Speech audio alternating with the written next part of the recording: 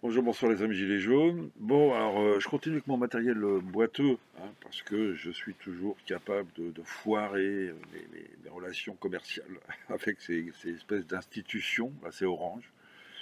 Donc j'attends qu'ils se réveillent. Voilà, bon. Tout est dans les tuyaux, mais on ne sait plus où.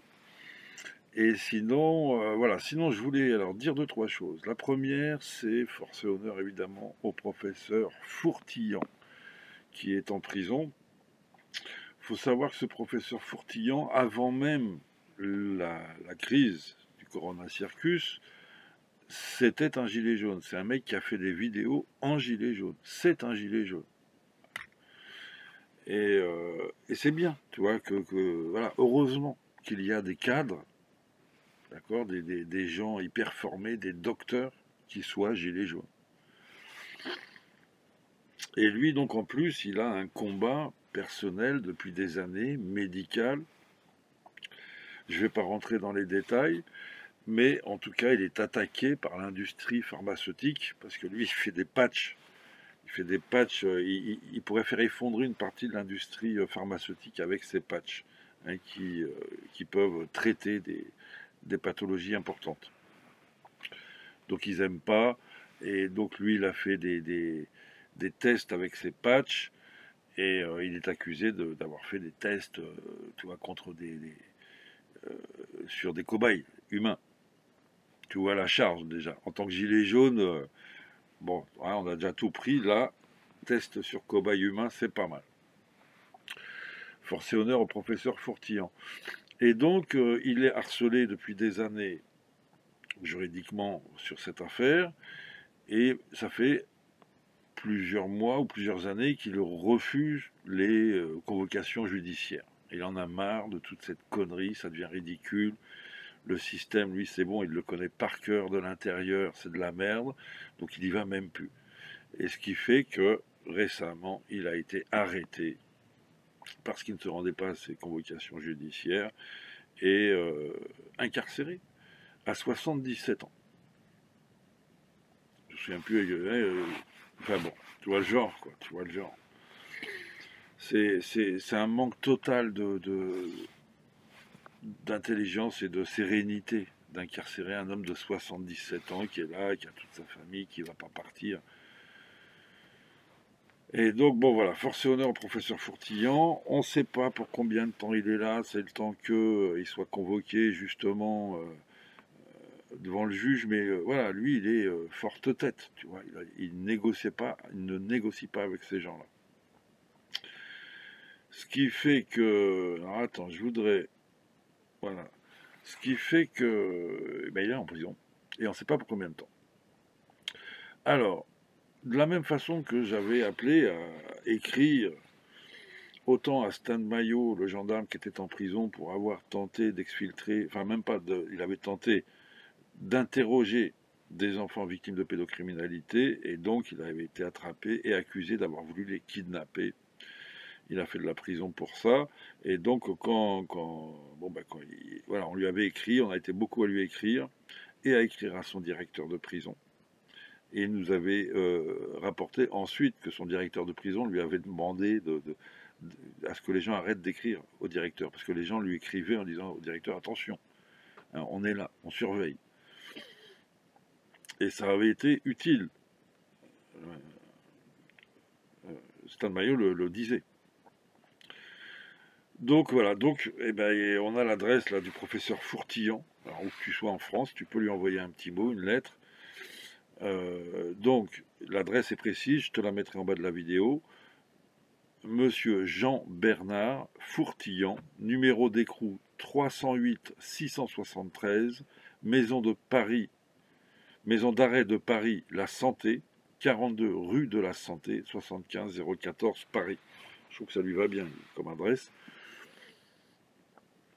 Donc voilà, il faut écrire et au professeur Fourtillan pour le soutenir moralement, pour le remercier pour tout ce qu'il fait. Voilà, pour lui exprimer la solidarité gilet jaune. Et ça peut être bien d'écrire au directeur. hein, de lui faire un peu de data, toujours écrire poliment, gentiment, enfin, contrôler ses phrases, hein, mais fermement, hein, être implacable dans ses démonstrations de corruption, de tout ce que tu veux, de malhonnêteté, etc. Et on aidera ainsi le professeur Fourtillon. Sinon, je voulais, ah oui, bah justement, dans le même genre, ça c'était important. Alors attention, parce que normalement, je vais continuer à filmer, réduire. Voilà, je voulais te lire vite fait ce petit bout d'article du 7 avril dernier.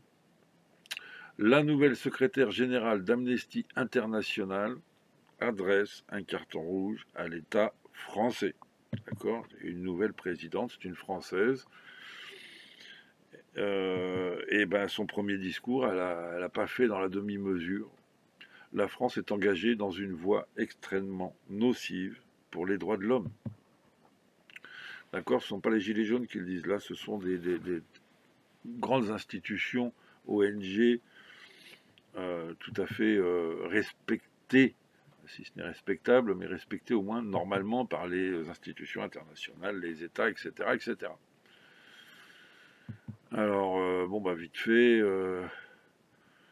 un droit de manifester bafoué, l'espace de débat public, l'espace pour la réalisation des droits civiques et politiques est en train d'être réduit, prévient la nouvelle secrétaire générale d'Amnesty International. Ce droit fait l'objet de nombreuses restrictions.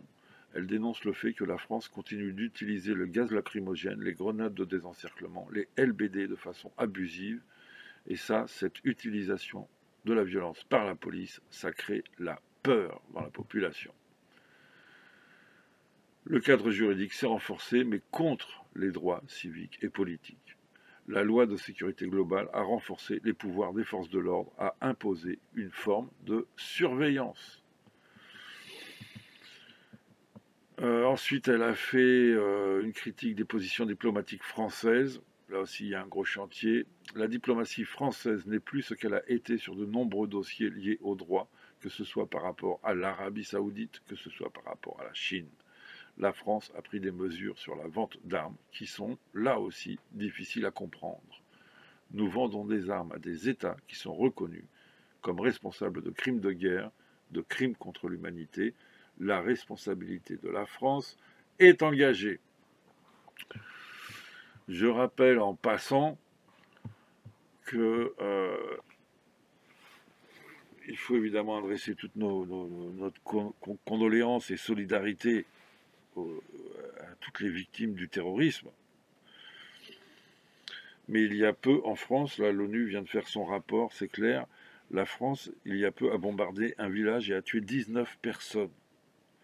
Il faut bien comprendre que là, dans ce pays-là, c'est arrivé au Mali, tu as la même indignation vis-à-vis des Français que nous avons une indignation vis-à-vis des terroristes, comme ça, des fous, les musulmans, là, qui font l'inverse de ce que dit leur livre. Hein. Comme tous ces intégristes du monde entier, de toutes les religions, ils ont tous une religion qui dit « tu ne tueras pas » et tous y tuent. D'accord? Bon. Et c'est pareil quelque part pour l'armée française, je suis désolé de le dire. On a le mot démocratie plein la bouche et on bombarde des mariages. Et là, il y a silence total, indignation zéro. Il ne faut pas mettre une victime au-dessus de l'autre. C'est une faute en termes d'humanisme et d'humanité. Donc voilà, tu vois, la France, la gouvernance française, ce n'est pas la France. La gouvernance française est en train de salir la France, justement. De faire n'importe quoi, de générer des guerres. C'est pas que c'est normal, mais si, c'est logique que si ton armée fait des guerres depuis des années dans les pays musulmans, qu'il y ait des retours de flamme par le terrorisme dans ton pays. Au-delà du fait que, de mon point de vue, le terrorisme islamo-machin, en France, est totalement manipulé par les services français, services secrets français, et ou américains et ou israéliens. Voilà, on est dans les guerres de l'OTAN, dans la fabrication de l'islamisme international qu'on arme, comme le dit la dame d'Amnesty International. On vend des dizaines de milliards d'armes aux Saoudiens qui sont ceux qui arment Daesh. Comment et Boko Haram en Afrique. D'accord. Et après, il arrive une histoire terrible d'un policier, d'une policière qui se fait lâchement assassiner. Et là, on est tout d'un coup en super indignation. Oui, c'est nécessaire d'être indigné pour ça. Mais le problème, c'est qu'il y a une absence totale de conscience ou d'indignation sur ce que fait le gouvernement français en termes d'ultra-violence. La guerre, c'est de l'ultra-violence. Je crois bien que les gens dans ces pays-là où sont nos armées, ils vivent ce que font nos armées comme nous vivons le terrorisme, avec horreur et détestation, évidemment.